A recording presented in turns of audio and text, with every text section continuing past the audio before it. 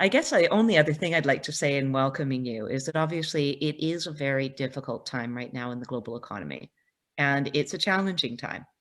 And many of you are probably quite worried about what the future holds for you, what is happening in the job markets, what are some of the ideas and implications of COVID-19, even the reopening of the economy after COVID-19 for your prospects to be able to continue in your chosen careers. So one of the things that I think is very important tonight is that we are able to especially welcome some friends and alumni who have actually been through this already and who graduated in very uncertain times themselves during a global financial crash. And they will have, I think, many good ideas for you and thoughts and considerations that will hopefully help you to consider your own futures and be a little bit more optimistic and possibly also feeling more prepared and more confident as you step into the next stages of your lives. All right, I'm going to pass on to Emily, and hopefully she'll be able to add a few more words of welcome before we introduce our panel. Yes, today we look forward to, for you to have the chance to network with like-minded members of Lucy, whether you're a student, alumna, associate, or friend of the college. So in just a moment, we'll enjoy a panel discussion where we'll focus on embarking upon or developing a legal career at times of economic uncertainty. There'll be a Q&A session to follow, and we hope that you'll take part by submitting any questions you have using the Zoom chat function. After the Q&A session, there'll be a further opportunity to discuss the topic as we break off into smaller breakout rooms. And we hope you'll enjoy the chance to meet with each other, to make some new connections at this time. And there'll be an opportunity for those of you wishing to swap contact details to do so following the event. So please look out for an email from Ella from the Lucy Development Office. But for now, it's our absolute pleasure to introduce to you the Lucy Law alumni that will be on our panel today. Ifeoma Taiwo is a lawyer for the UK Government Legal Department. As part of the litigation team, she conducts litigation on behalf of the Secretary of State for the Home Department. Ifeoma also manages a large caseload of judicial review cases and advises on a broad range of immigration matters. Marie-Claire Cordonier was a solicitor in the country's leading family law team, where she worked primarily on complex financial disputes and private law matters affecting children. She is now the researcher and administrator of the UK All-Party Parliamentary Group on Population, Development and Reproductive Health, where she supports MPs and peers to promote sexual and reproductive health and rights and gender equality issues in developing countries. Andrea Trezzo is an articling student at Dolden Wallace Folick. Throughout law school, Andrea was an active member of the historic Cambridge Union Debating Society and worked pro bono for the UNHCR. Prior to attending law school, Andrea completed a Bachelor of Business Administration, specializing in responsible business at the Schulich School of Business at York University. Alice Hubbard is a student member of Middle Temple, currently undertaking the BPTC at the Inns of Court College of Advocacy. She will be called to the bar in March 2022, with a view to commencing pupillage in autumn 2022. She is currently interviewing for a prosecutorial position at the CPS. Caroline Reichwart is studying for an LLM and will join Covington and Burling over the summer as an intern. She intends to qualify as a Belgian lawyer. So thank you so much to all of our panelists for joining us today. Thank you. So, as you know, we are going to be focusing on navigating legal careers in times of economic uncertainty. Some of the students here today may be worried about this, and other attendees may already have experienced this back in 2008, 2009. Ify, I would like to come to you first. And in particular, I wonder if you could just tell us a little bit about what you worried about before you graduated. And then, of course, what sorts of things did you discover and what were your tricks and tips and ways of getting through them once you were out into the job market after graduating? Thank you.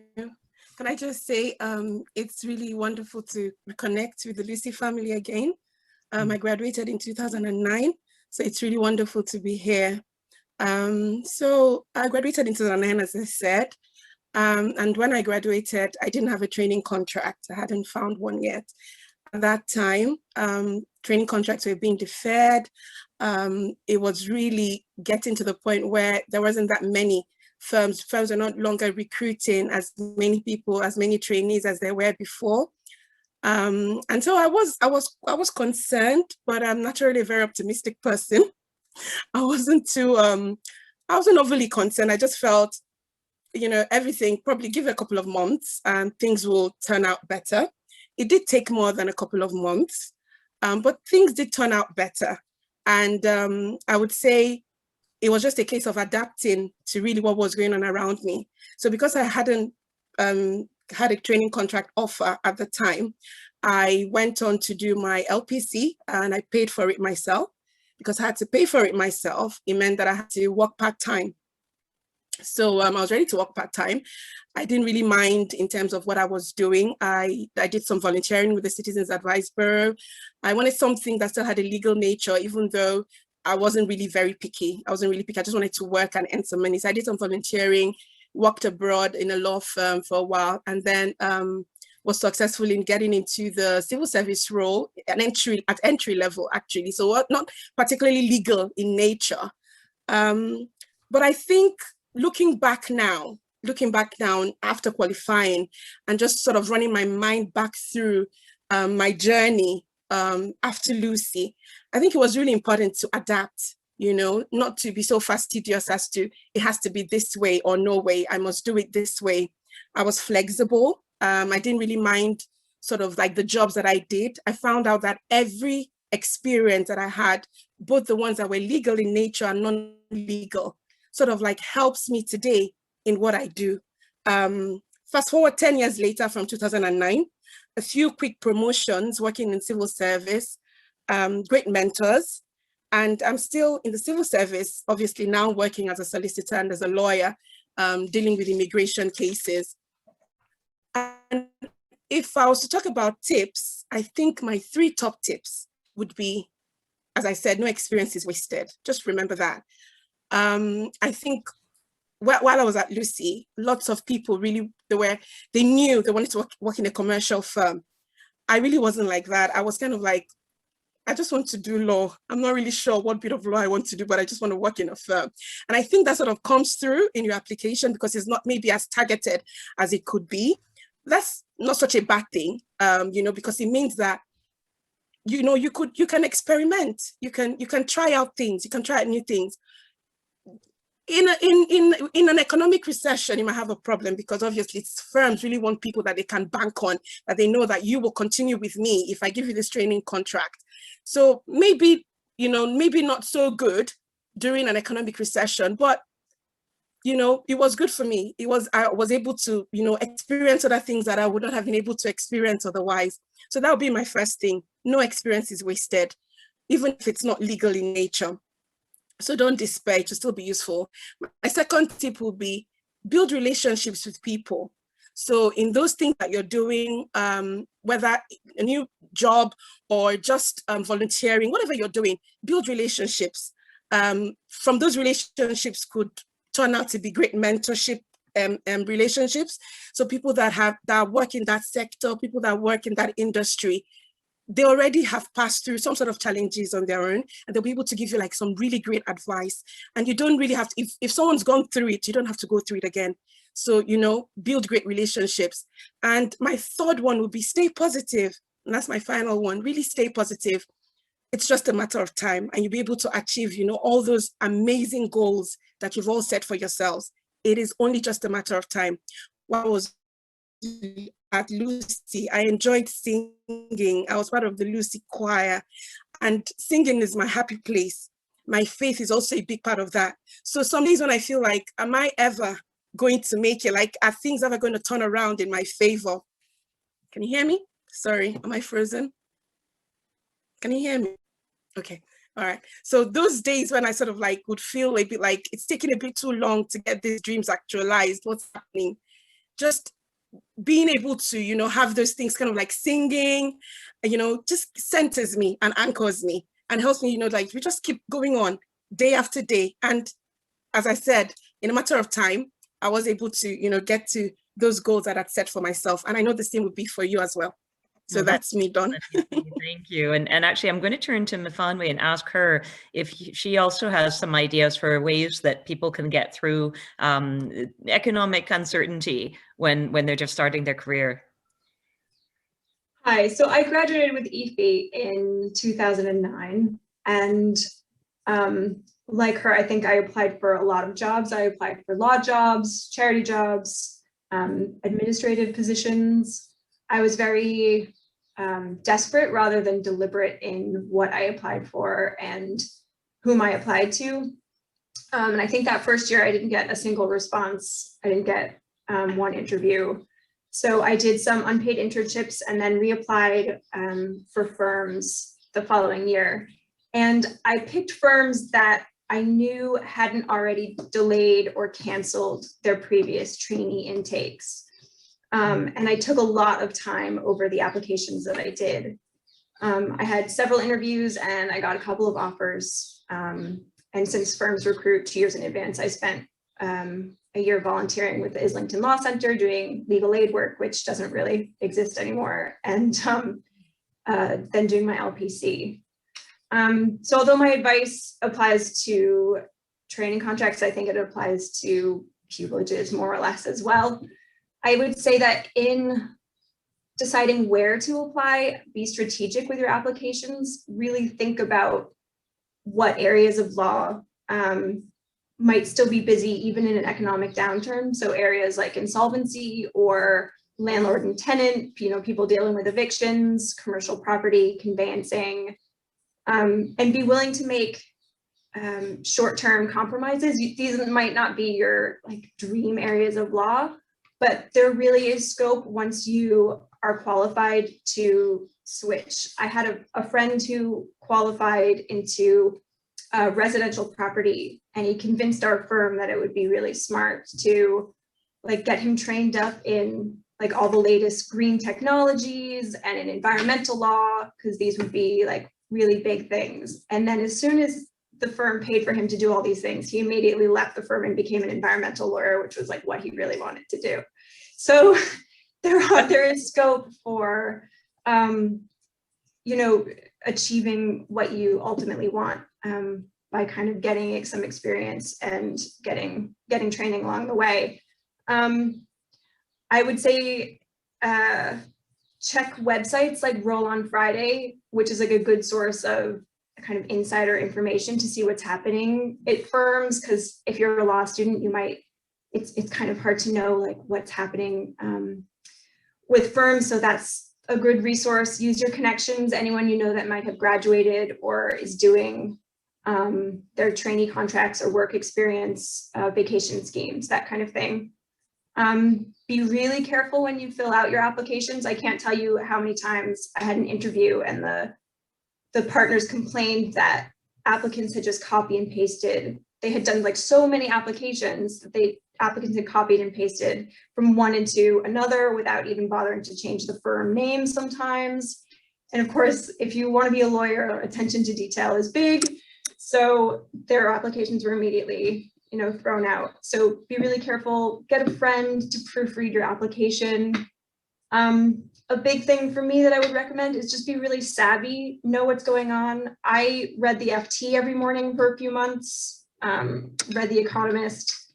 It's not inconceivable that you might be asked in an interview about what is Bitcoin? Can you explain what blockchain is?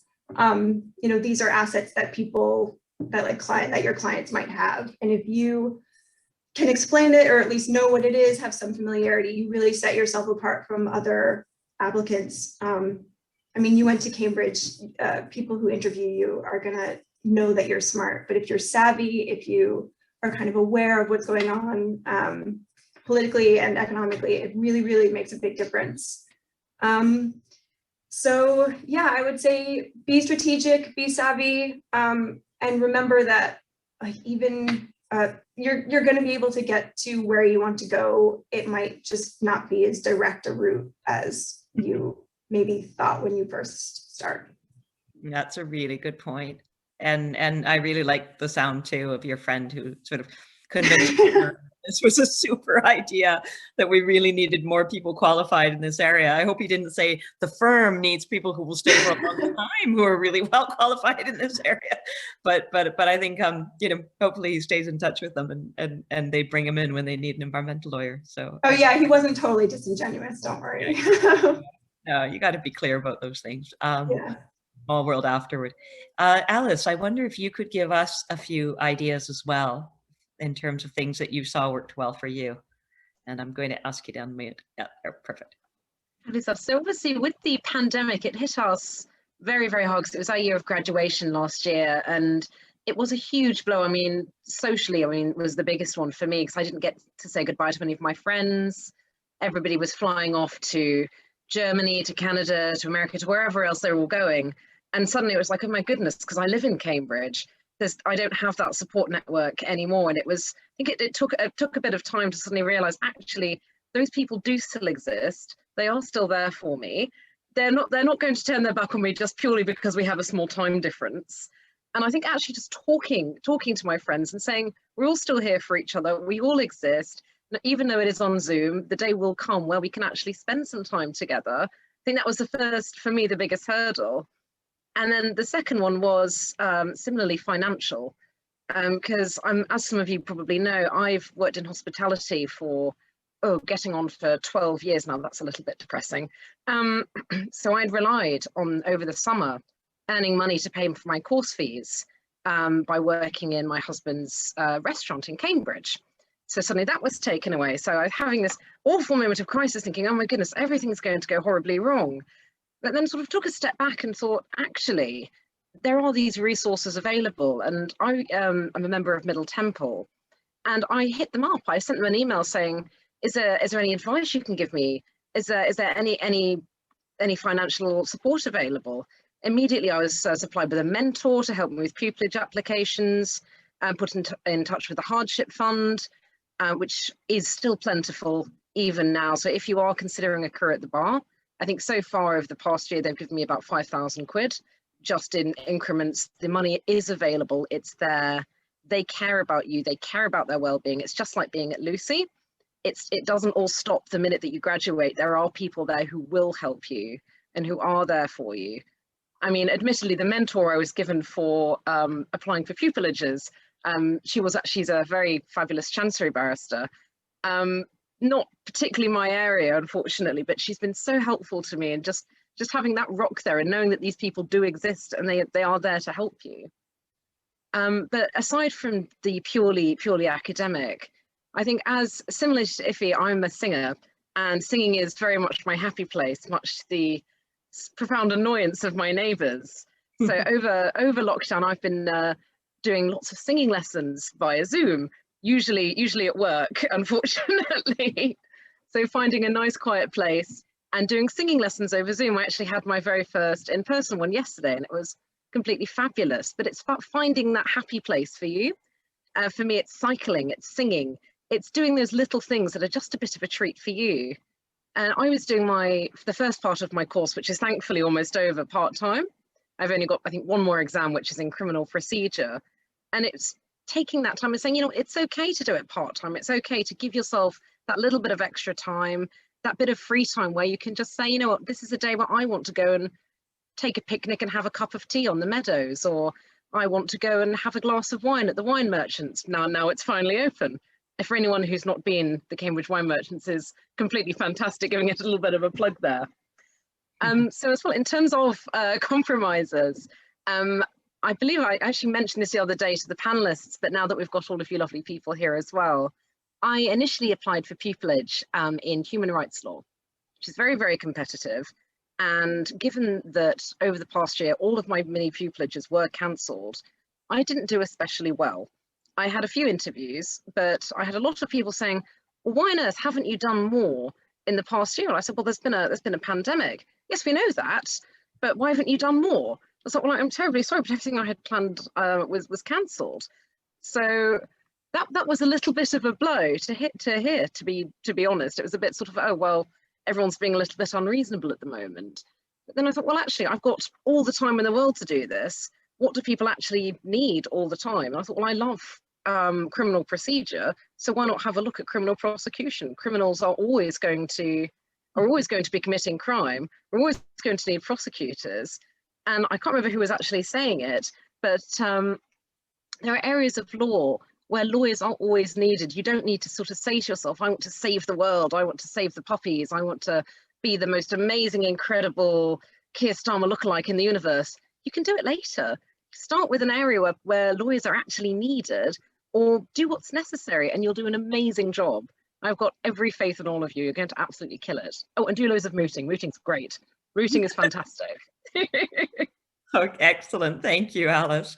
And I knew you looked familiar. We must have run into each other on the meadows at least half a dozen times. I live on Newnham Lake right around the corner. Andrea, I'd like to turn to you and maybe give you a chance as well to just give a few ideas, a few tips, and then Coraline before we go into the breakout groups to discuss more. Sure. So my process is admittedly slightly different since I am doing it in Canada. But a lot of what's said already is very widely applicable. And particularly in the context of, I know Alice was saying, sending an email and being put in touch with a mentor and financial resources. I think that's something that can't be overemphasized right now, is taking informal channels to talk to people in areas you're interested in, or firms you're interested in, or companies you're interested in. Because although they may not be formally showing you that they're hiring, they're still going to be interested in filling those positions and talking to people who are interested in those areas in the near future. And that's a great foot in the door for you to talk to interested people. Now, I'm not saying email the head partner of the firm, because you're probably not going to get a response, but try for a lower to mid-level associate or someone who's a newer entry into the firm, and they're often quite keen to actually share their experiences with you, talk to you a little bit about the firm culture, and you can see how it would fit with you and where you want to go with your career. And it's a great into that particular area and that area of law as well. So I would say that we like to call it here kind of developing a social skin, where on LinkedIn or on email, you just shoot someone a message in an area you're interested in, and it can take you surprising places, especially right now. I would say another great tip right now that I would give is to apply to firms, or to try to apply to positions that have a broad range of practice areas. So go for something like, for example, an insurance firm, or something like Kennedy's that has a broad range of practice areas. So if you're in a pandemic situation, for example, and some areas of law might not be as busy right now, you can practice during your training contract in privacy law, which is what I do, which is absolutely crazy right now, or employment law, for example, is very, very busy during the pandemic. So you can kind of shift around the firm and engage in different practices in different areas during the pandemic period. And that will carry you through, and they're all transferable skills that you'll be able to use whether you practice in those legal areas eventually or not. So I would say that's a good tip for you guys. And kind of related to that, don't forget that there are a lot of companies, I think Alice touched on this as well, a lot of companies that need legal services that are not large commercial firms. So think of, for example, an insurance company right now. They're incredibly busy. I mean, they're getting claims from here, there, and everywhere for everything under the sun, right? They might be looking for students more avidly than, for example, the government that might be trying to save funds during a pandemic, right? And delay any offers to individuals. So that's something that to keep in mind and to look into as well. And I will say, in terms of personal experience, in Canada, they encouraged us, because of the pandemic period, to set up as many interviews as you could. So, I mean, you were expected to go to 7 to 8 interviews to even get one potential articling offer that you wouldn't even know if you actually got if the economy turned around, right? So don't be discouraged if you're going to a number of interviews or scheduling a huge number. And I apologize if I butcher your name, but Ili, I'm so sorry. We're calling her Ify. She gave us permission. Okay, I'm so sorry. I think she alluded to this as well, but don't be afraid to really put yourself out there and apply to things that might be in your area of interest or might not be, but have transferable skills that will still look great on a resume, that will still show that you are very interested in pursuing a career in the legal sphere. Because even things like hospitality have transferable sales and customer relations experiences, right? Don't forget that everything has a transferable skill. So there's nothing that you really can't open yourself up to, and it will look great for future applications, right? And the last thing I'll really say is in terms of support networks, right? Really talk to professors and supervisors who are in your areas of interest, even if you're graduating this year or not graduating.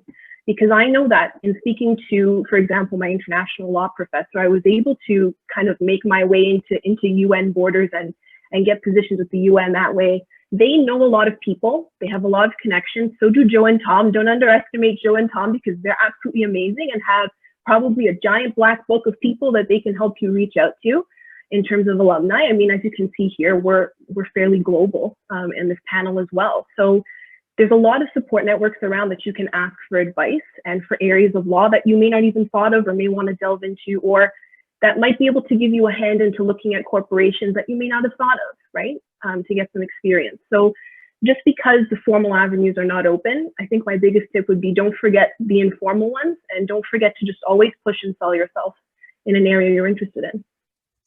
Excellent. And I know we're running really short of time, but I did want to give Corleen just a minute or two to give any additional ideas that she had, and also to just explain what she thinks might be in you know, where she thinks the economy could be going in now, especially, but afterward, and where she thought it was going when she graduated and first started. Because these things, as everyone have said, do change. Go ahead, Corleen, please. I wish I was a big economic expert. Well, we were hoping you'd give us stock market tips afterward. I think my lay perspectives on where the economy is going, I mean, the vaccine sector is growing. Oh, yeah. And as far as I know, because I kind of did my dissertation on the Nagoya Protocol and pathogen sharing, which involved kind of understanding what pathogen sharing is used for. And one of those things is making vaccines. Mm-hmm. And it looks like it's going to be a focus of healthcare towards the future. So I guess if any of you are interested in that type of law or that type of practice, that would probably be a good thing to focus on.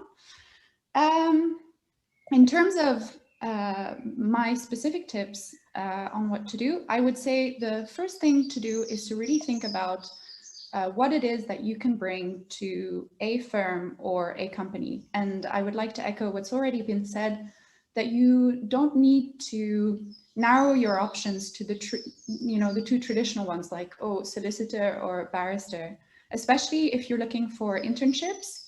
It's not just vacation schemes and mini pupilages. So, for example, I really benefited from internships that I did with startups. The first internship that I did with a startup was a very small one in Cambridge who just emailed us. And it was an amazing fit because they were working with genetic data.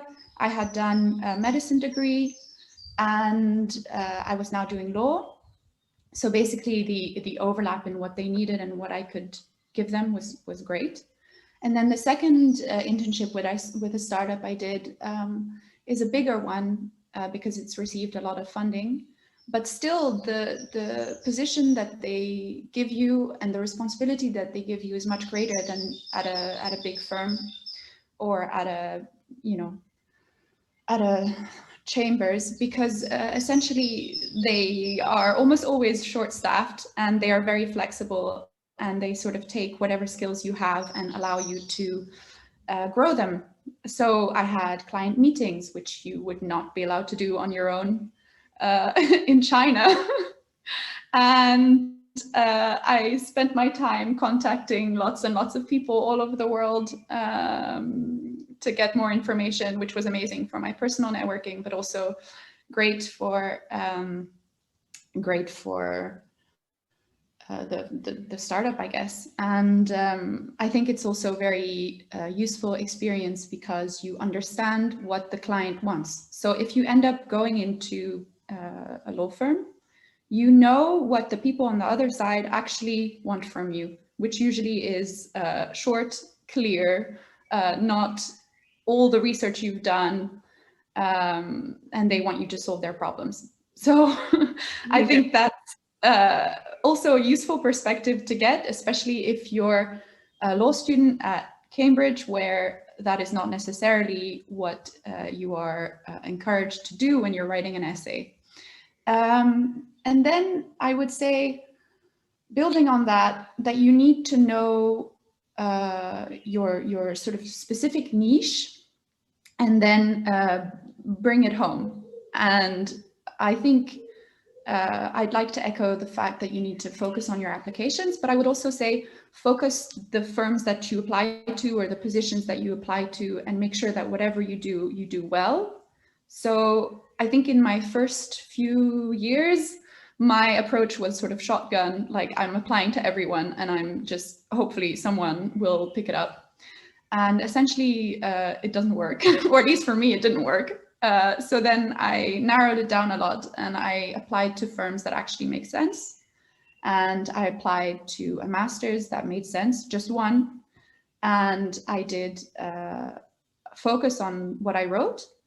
And I think it just worked. And then I would say, so in the master's that I'm doing at Leiden, which also makes sense because I am actually Dutch, so it helps to have an international perspective, but then be able to connect with professors in their native language. Essentially, be enthusiastic and turn up and do your best. And then people will notice, essentially. Professors will contact you if they see that you are truly passionate and interested in the work. And then if you build on those contacts, you can go amazing places. And I'm sure all of you are very enthusiastic. So just don't be shy and go for it. And then I think my last point would be that, yes, we're in a pandemic, and yes, it's a very scary time, but you don't really have a choice. You're going to have to go on anyway. You're going to have to try and get a job. You're going to have to try and like do something later. So try to forget about all of the ways in which you're having a hard time, because that you can't change them. You can't change the circumstances you're graduating into. Go with your strengths and make it through, because you will. People made it through the Second World War and the first one, and they made it through like all sorts of horrible things. So of course you can do this. Yeah, that's it. Thanks, Corleen. That's really helpful. And I think one of the things that already has come out of the chat from one of the alumni who's or students who is with us is that you can also access for your networks and for your mentors and for your advisors the Cambridge Alumni Network itself, right? And so making sure also that you're in touch with others who have just graduated and others who graduated 20 or 30 years ago might make a big difference, particularly for Lucy, where people don't become a number, they don't get lost in the system. The people who've studied at Lucy tend to be people who remember Lucy and will want to know, did you ever take the guinea pigs home, or were you one of the singers, or were you one of the rowers, or were you both? And those are important aspects as well. Even after a pandemic, when the guinea pigs had to come and do the rounds of people's rooms because we weren't allowed out, and where the rowing only resumed after things had changed a great deal. So, okay, I'm going to now just hand over briefly to Emily, who has quite kindly agreed to take a few questions from the Zoom chat and put them to the panel. So Emily, would you be able to do that now? Yes, absolutely. So I'll invite questions into the chat. We don't actually currently have any. So if anyone has any, please do shoot them through the chat and I will read them out. I will ask then, because somebody actually already just sent me direct. Oh, okay. Yes, absolutely. Did any of you actually access the Cambridge Alumni Network? So did any of you actually talk to others who had graduated before or after as a way of sort of helping you to find a new place in the law? And if your place wasn't necessarily always, I heard 3 of you say that you had joined unpaid internships or done pro bono work or built up your experience, which then also gave you something interesting to talk about during the interviews. And when we're interviewing for positions, including at the United Nations, we always do actually really care about those experiences. The one thing we're not really that interested in is how much you were paid or whether you were paid at all when you were gaining experience, right? I mean, that isn't going to be the kind of thing we ask. We may say, what were your grades like? We may say, you know, why did you choose that particular internship? Did it have a better salary? But we are very unlikely to say, so in that internship, did you make more money than you would have with us? We're much more likely to say, what kind of skills do you think you developed? Or what was the biggest challenge that you had? How did you overcome it? To give us a sense of what you're like. So did any of you, I was looking, did any of you access the Cambridge Alumni Network? Have you tried that yet? Nope, not yet. So this is something that all our panelists are maybe going to take away with. And we just want to give a chance. Emily, do you have a question as well? And if not, I'm going to give each of our panelists a chance to ask a question of each other. Oh, please do that, and I'll watch the chat to see if anything pops up, and I'll jump in if it does. Yeah, we really did want to open up a bit of time for questions here as well. So go ahead, Mafanwi.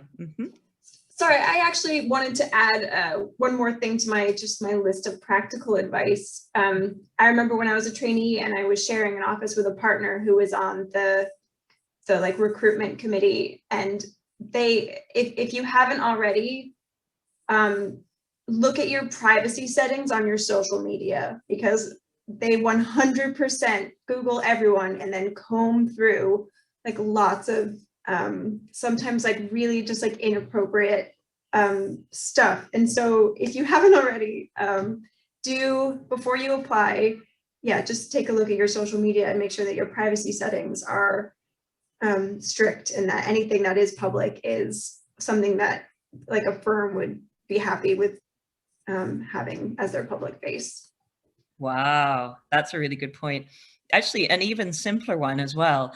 If you use your alumni email address to contact people, or if you have an old email address that you set up when the whole thing was brand new and it's something like Yahoo or Hotmail, think about the difference between how one versus the other looks, right? At least professionally, Gmail is still seen as a fairly neutral option. But if you've got your alumni email address and you can use it for a few years as your main email address, it is a lot more professional when you're contacting people. So it's true that, especially in a day of social media where you aren't walking into people's offices and dropping off a hard copy, you know, watching the ways that your messages reach people, whether it's your social media account and how you look there, or whether it's the type of email address you're using and how it makes you look, or even just, you know, the type of signature file that you have, how short or long it is. Most people have 3 or 4 profile signature files, right? And you don't choose to use the personal informal one when you're sending a formal email. But similarly, you may want to you have a personal professional one that you use for corporate firms, and another different one that you use for human rights law and more your, you know, charity work or your advocacy. Once you've set those up, once you've decided how you're representing yourself, then switching between them in a way that is strategic is not such a bad place to start.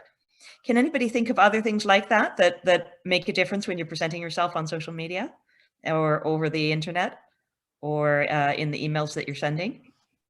I have one, but I'm not actually on the panel, but I just got some feedback recently about replying quickly to emails. Yeah. And that's one thing. Also deadlines. If it's like the 20th of June, don't hand it in on the 19th of June, because why would they hire a lawyer who's going to do things last minute? They'd rather have a lawyer who gets things. That's feedback I've got as well from applications and internships before. Absolutely. Very good. And actually, when we're doing even scholarship selection and certainly different lawyer selection processes for different programs or institutions, a lot of the time what we'll watch for is not whether the person is handing something in on the 29th versus the 18th, but rather if they have put everything into an easy, straightforward, you know, exactly what we asked for package, and then they've paid attention to what they name their files. And if they've sent everything in a day or two before the deadline, and the files are neatly named in exactly the order, addressing the exact point, you can imagine you're at the top of the pile. And that can be more important than people realize, right? Because it's also about the windows and how you're presenting yourself. Now, sometimes we will have one of those processes where we'll collect 20 or 30 applications, and then we'll shortlist based on that. And there'll be possibly a second position if we don't collect enough for the first 30. It's called a rolling hiring process or a rolling selection process.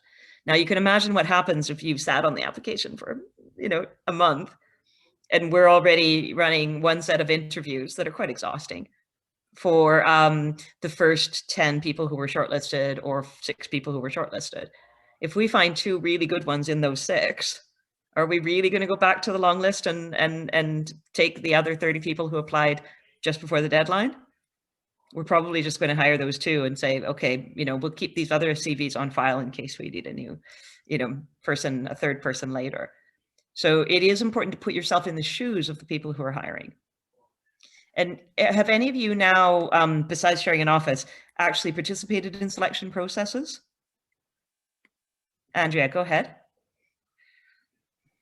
Yeah, they try and have the current articling students participate in hiring new articling students, considering where we have the experience in that position. But one thing that basically follows up on what you said that I saw is very important was if there was a 4-page cover letter that somebody put with their application, the partners don't want to read it.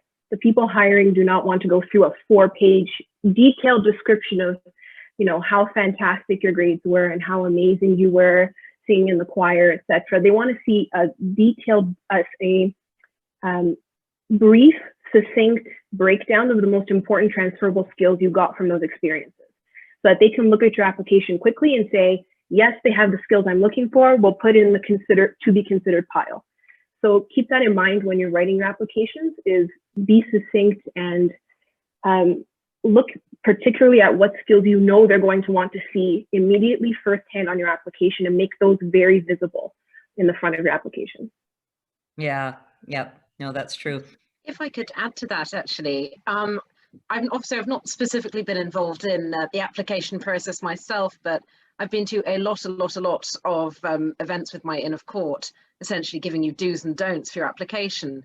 And obviously spelling and grammar, we should all know how to do this. But the amount of people who have listed, and honestly, I actually did this in my second year at Cambridge. I sent every contract law essay off as a contact law essay for, I believe, the entirety of Michaelmas before I picked up on it. But when, in all seriousness, when you're doing your applications, read them again, and then get somebody else to read them. Don't just rely on words, spell check, because if it sees an incorrect word usage, it might flag it up, it might not, it might automatically change it. And also, in a similar vein, don't be sentimental. That's a little bit embarrassing. If you're saying my heart's desire is just, I love contract law so much, it's just in my heart. It's no one's passionate about contract law, but you can be interested in it. You can have profound interest in it, and that's okay. Don't call yourself punctual, easygoing, whatever. Words like that, of course you're punctual, of course you're hardworking. Otherwise you wouldn't be applying for this role. And I think my final point to add is be honest. There's no point calling yourself an, I don't know, transparent wall maintenance officer if you were a window cleaner, for example.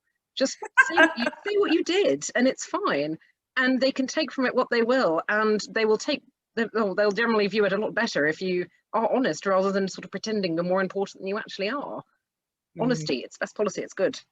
Yes, thank you.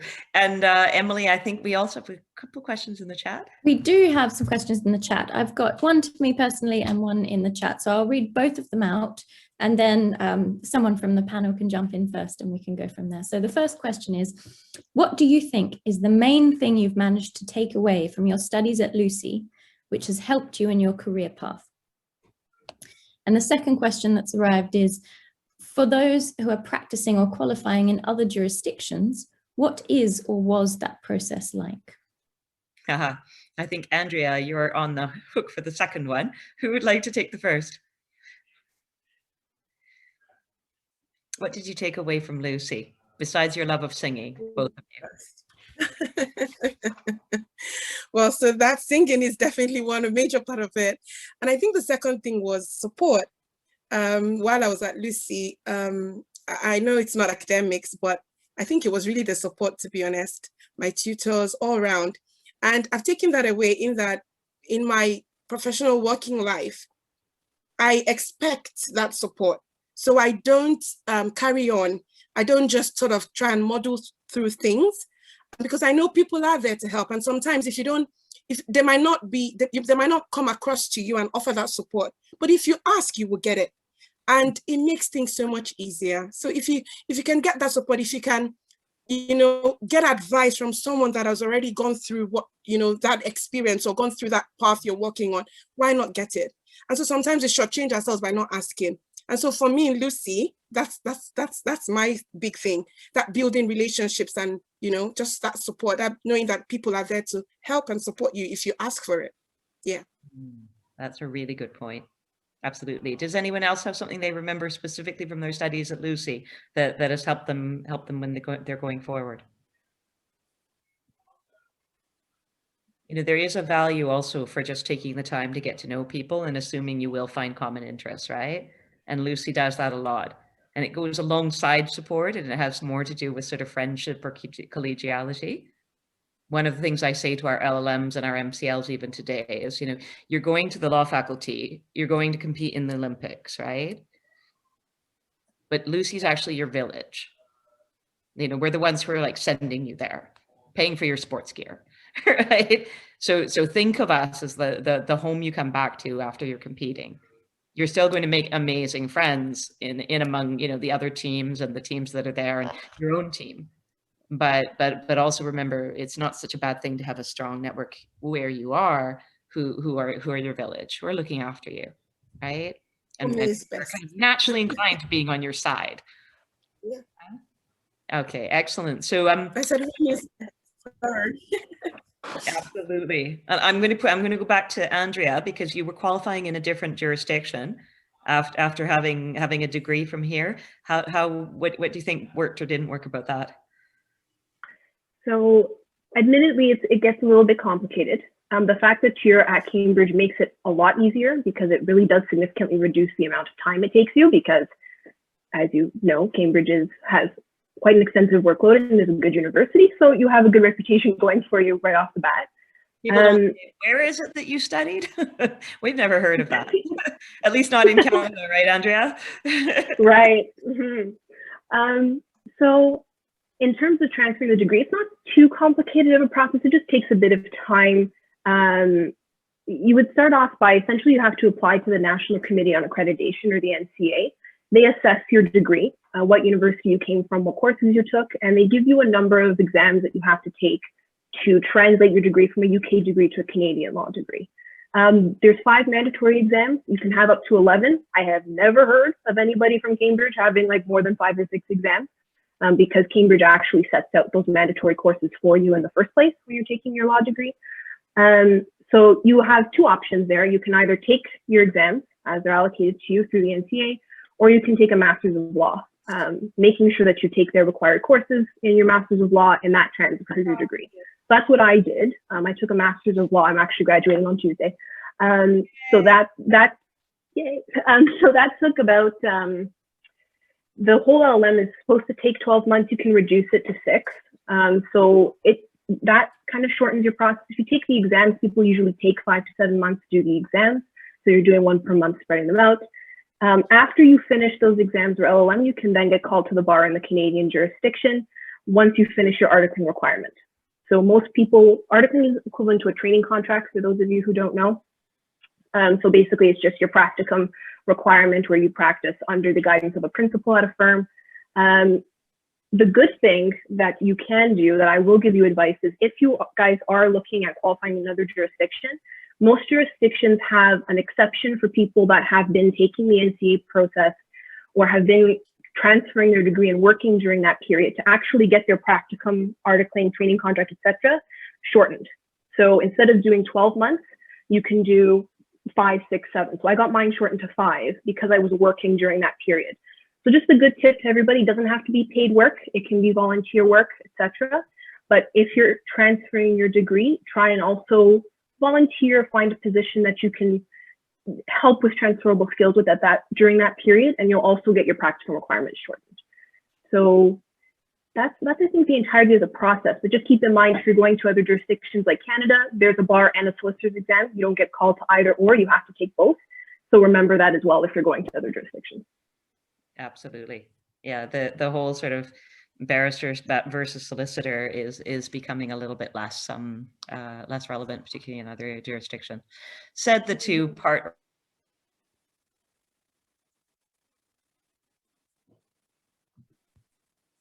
Oh no, we've lost Marie-Claire. We've lost her. Well, she rejoins. I might just put the same question to Coraline, who's going to be qualifying in Belgium.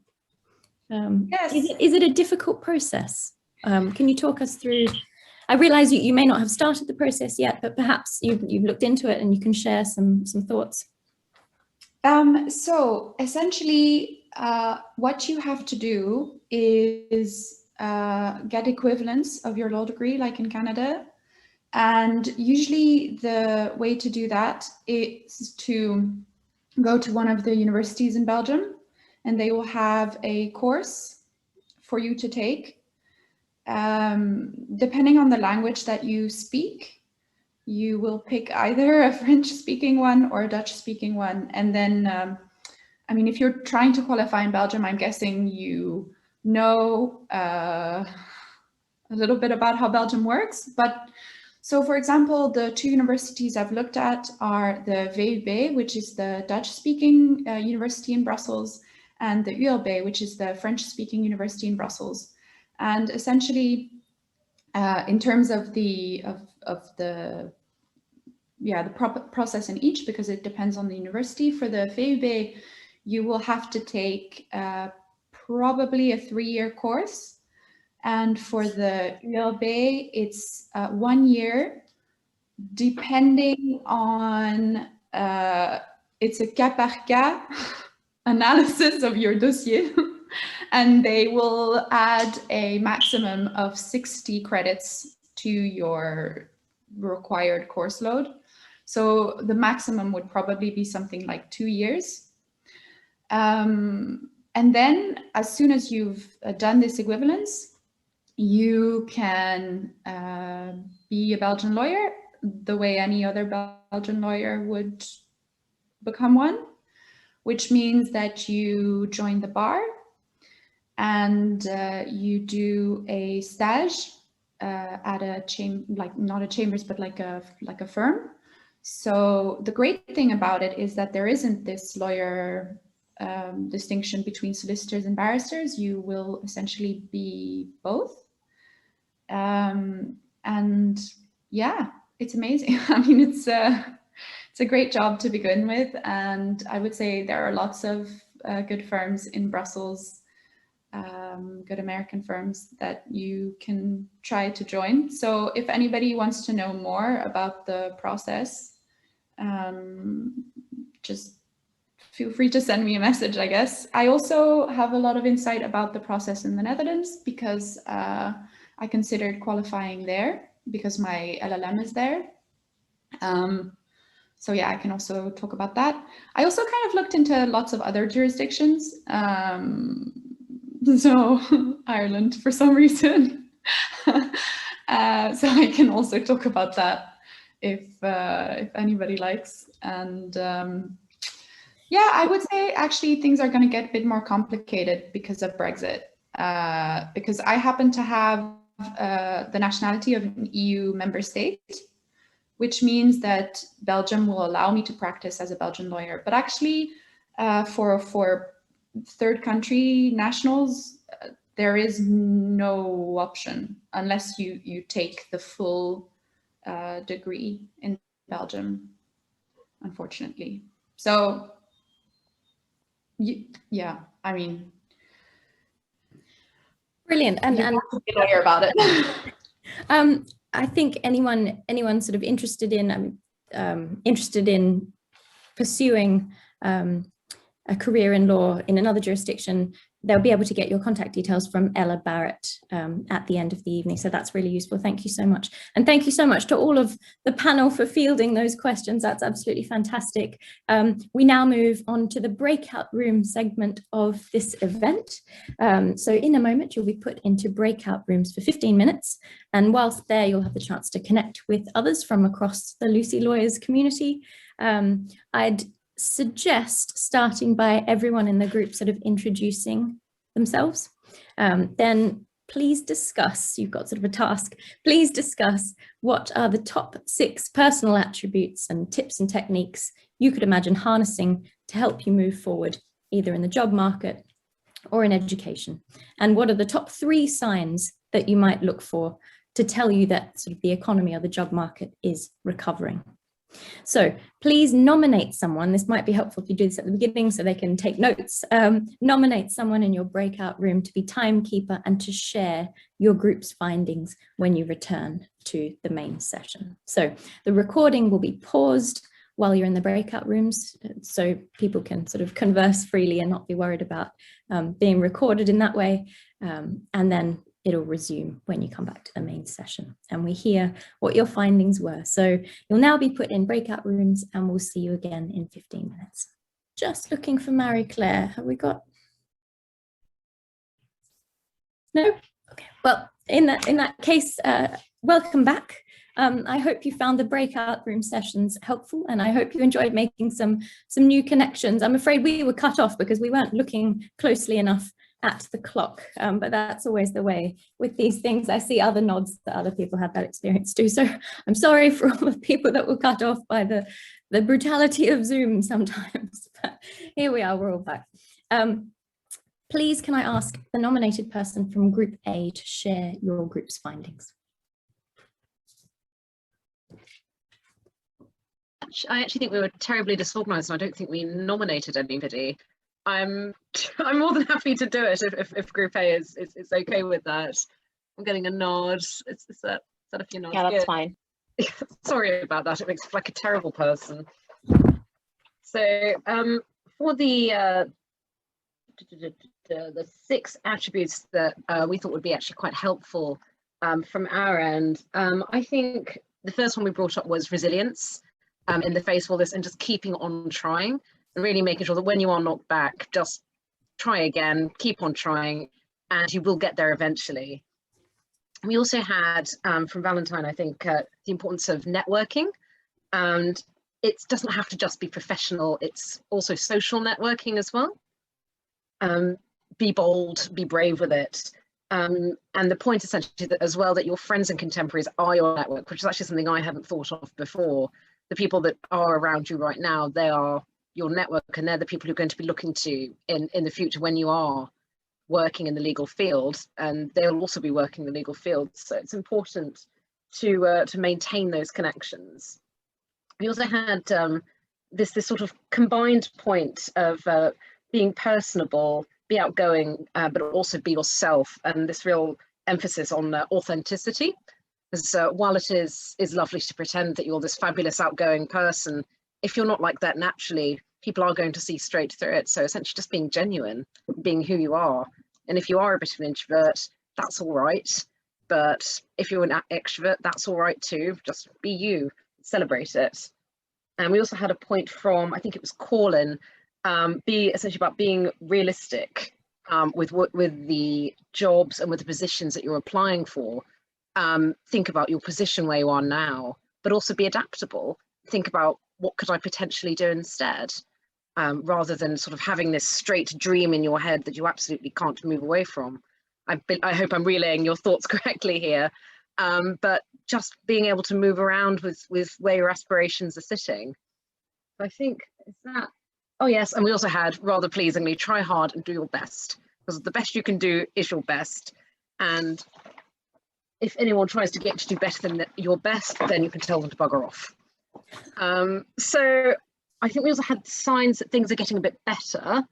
I'll do this briefly because I'm conscious of time. So I think this was another Valentine one, so that LinkedIn's are starting to get busy again. People are starting to re-engage with those. And also things like speeches and events at the Inns of Court, I know, are starting to re-emerge. And also, rather pleasingly, things like mini pupilages and vacation schemes. And I think Jessica was talking about this before she got rather rudely cut off by Zoom. But early mini pupilages where you need to just get any firm because you really, so Chambers, and you need to have one on your resume before another one's going to pick you up. Earlier this year, I did a mini pupillage with Blackstones, which I wouldn't have got if I hadn't previously done one with Hare Court or whoever else, sort of slightly smaller chambers that I've done them with. And it's really quite encouraging to see that for people who are intending to go to the bar, minis are starting up again.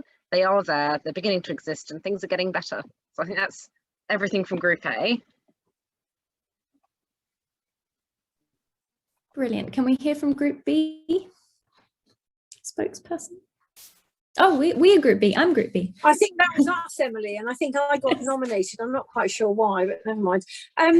Resilience, yes, but also Jalinda quite rightly said that by having come to Lucy, you've already shown a commitment to change direction, and so that flexibility was there. Being nice. It's an awful little word, really, but actually it's a very, very effective word, because actually there's never a lost opportunity. And if people think you're nice and you're trustworthy and you'll get on with it, then they will help you much more easily than if you're an abrasive toad, really. The economy picking up, but certainly Alexandra and I are still working in that commercial world, and we found that actually hadn't really gone down. Certainly in the derivatives markets, because of the uncertainty, she was finding that there was plenty of work there. At the bar, we were finding that we're having to change direction a little bit.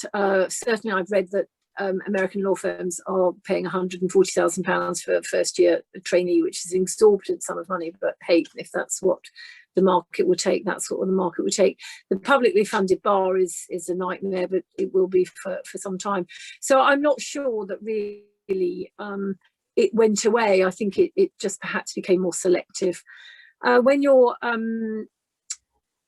filling in a form or trying to fill in a CV, please get your spelling and your grammar correct, because there's nothing worse than looking at your firm or your chambers or your whatever incorrectly spelled. I'm afraid you do just go on the thanks but no thanks pile, because no one's got time to look at the fact that the firm hasn't been spelt correctly. But really hang in there, because there's no lost opportunity. It's all been said by the panelists before.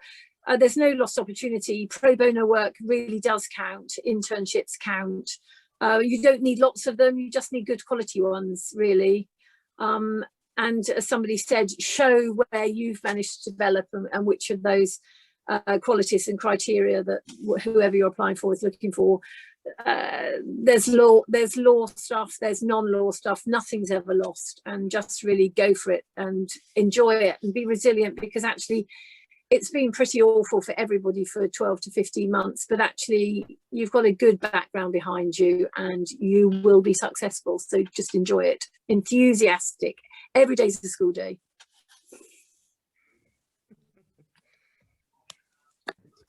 Wonderful. Thank you so much. Group C. That's me. And I must say, it's very difficult after all of the wisdom of the panel and then the other groups.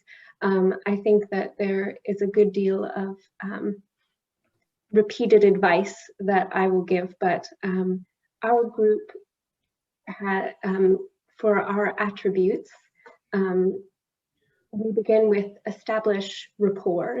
Intrapersonal connections are always so important, and it's so much better to work with good people and people who trust you and you trust and respect as well. And then emphasize your strengths, because this is difficult. Know what you can lean on and how you can optimize that. Get experience from anywhere, be open-minded and flexible about opportunities. You never know what will come along and which path will lead to other wonderful paths that you never even expected. be resilient and persevere despite. Positive attitudes will get you far in the hardest of times. And then communication skills, both interpersonally as well as through writing, and to be thorough about everything you do. There is nothing more important than being thorough and giving it your all. And then as far as what are signs of recovery, I think all of us have discussed that in this particular instance, it's been very odd because law has kind of been able to cope in ways that other industries have not during this pandemic. And that said, though, as recruitment builds back up and as like new businesses start and new areas of business come about, we can see that as an indication that things are improving.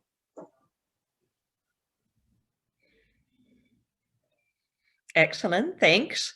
It's Marie-Claire here, and I'm back online as well, although connecting through my mobile phone, so without great confidence about whatever made it crash in the first place. Emily, were we at D at the moment? We were, yes. Okay, excellent.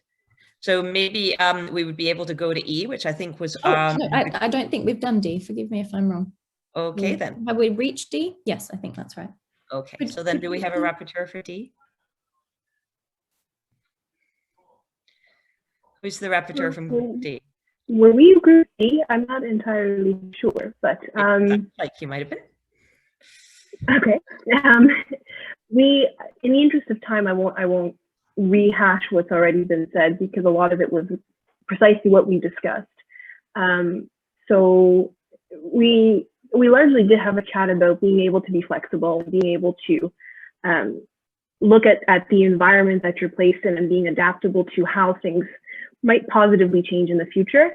And the rest of it, I think, was very well covered by the rest of the panelists thus far. I'm not sure if Josie or Kelly want to add anything to that, but feel free to go ahead.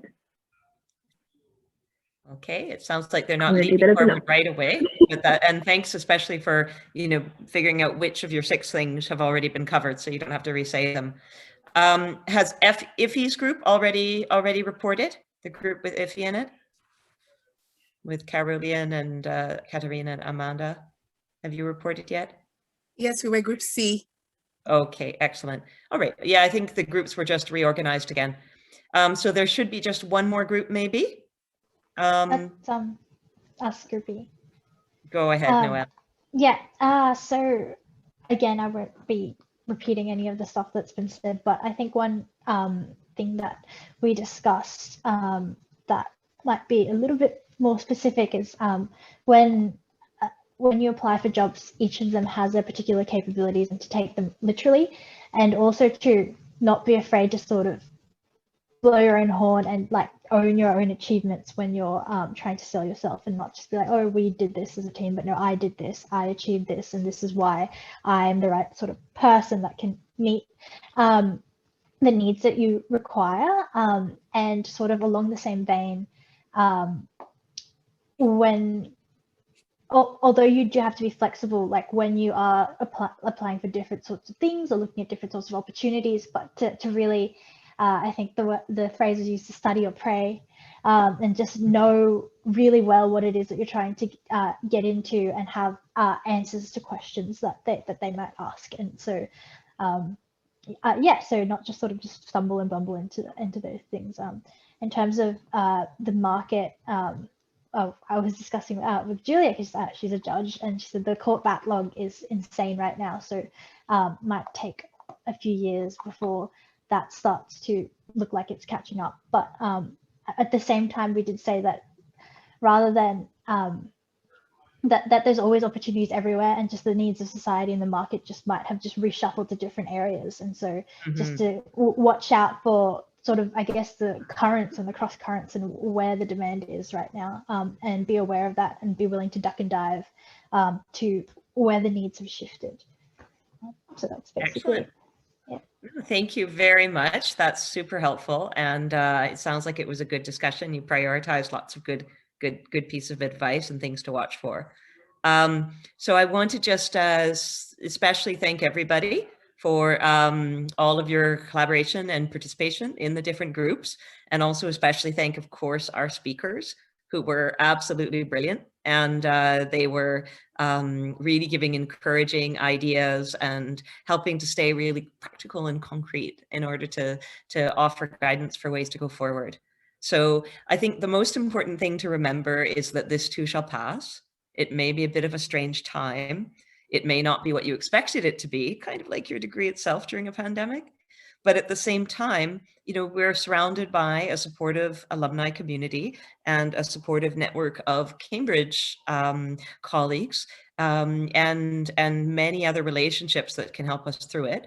And the good thing, of course, about a global pandemic is that everybody's been hit in some way. Everybody understands that things are not just normal. And so all the different changes and all the different situations that you've faced, you've got an entire generation who's faced the same. And you've got people who are all the way up the seniority level who understand that you've just been through something very different than what you expected for your Cambridge, you know, degree. And that means also that you're moving forward as a cohort and you're looking for things together and you're able to help each other and stay in touch with each other. So one of the things I really loved when we were putting this panel together was seeing some of the alumni being able to reconnect with each other. And I think that is something that we sometimes forget to do until later. I'm now paying for a library for my old college at Oxford, but it took me a good 10 or 15 years to get back in touch with everybody and help make that happen. And I think it might not be such a bad thing if this particular cohort of Lucy lawyers sort of stay in touch and try to help each other through the first 3 years of their new explorations and their new way forward in life. All right. So thank you very, very much, everybody, for your networking and your engagement and your willingness to share ideas and to support each other. And I'm going to turn it over to Emily to close.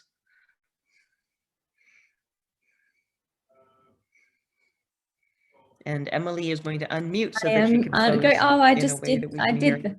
I did the thing I've been doing all year. Tonight's also an opportunity to congratulate the current finalists and soon-to-be graduates on their incredible achievement this year. And over the last few years. Completing a law degree at Cambridge under ordinary circumstances is no easy task.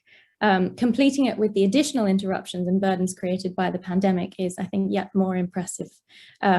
Each of our finalists has had to make sacrifices to reach this point. They've had to spend hours and hours away from friends and family, reading, taking notes, crafting essay after essay. This year has also brought many hours on lecture capture systems and on Zoom. What they've gained, of course, is a world-class qualification and knowledge and life skills that will serve them well in future endeavours. And I hope they've managed to have some fun along the way and to make friendships in Lucy and in Cambridge more widely that will be lifelong.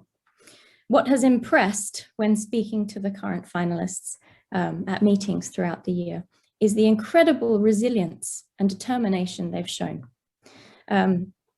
We've talked about the challenges presented by the pandemic, of course. We've talked about the tiredness, the loneliness, and at times the feeling of being sort of impossibly behind on reading lists and written tasks. I'm sure some of the alumni can remember that feeling.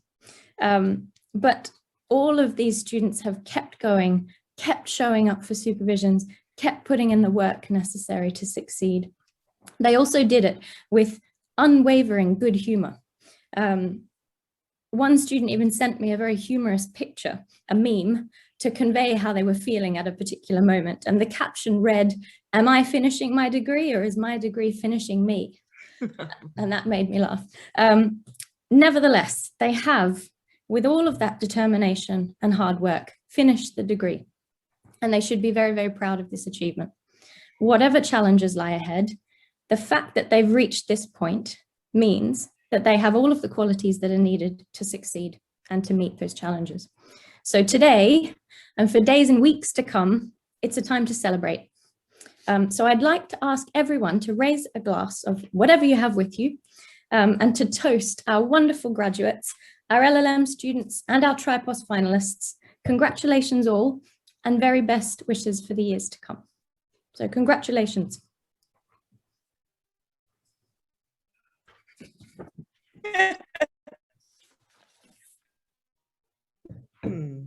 Wonderful.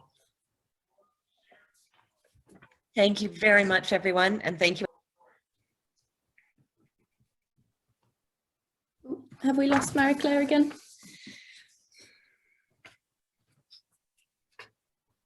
In that case, I'll say thanks. Thank you so much to everyone for attending. Not quite yet. Nope.